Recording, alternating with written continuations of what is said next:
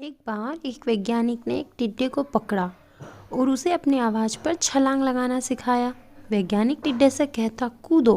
टिड्डा उसकी आवाज़ सुनते ही जोर से छलांग लगा देता। अब वो वैज्ञानिक था तो प्रयोग करना बनता ही था। उन्होंने टिड्डे की छलांग पर प्रयोग किया। वैज्ञानिक ने उसकी एक टांग तोड़ दी और फिर बोला, कूदो।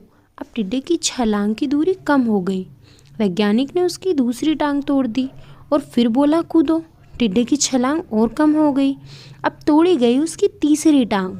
छलांग की दूरी और कम हो गई। एक एक करके बेचारे टिड्डे की सारी टांगें तोड़ दी गई। अब आखिरी टांग टूटने पर जब उससे कहा गया, कूदो, तो वह हिल भी नहीं पाया। अब वैज्ञानिक ने अपना निष्कर्ष अपनी डायरी में लिखा। जानते हो उसने क्या लिखा?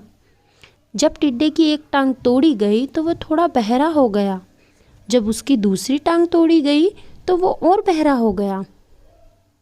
हर टांग टूटने के साथ वो और बहरा होता गया।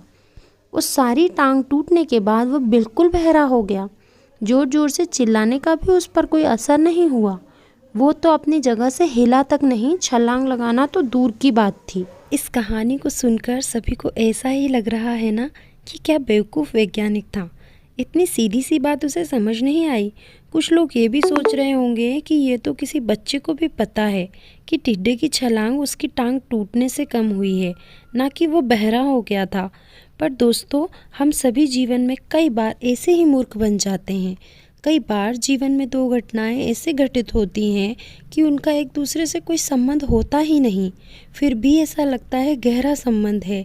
कभी कभी दिखता कुछ और है, हमें समझ कुछ और आता है और वास्तव में होता कुछ और ही है।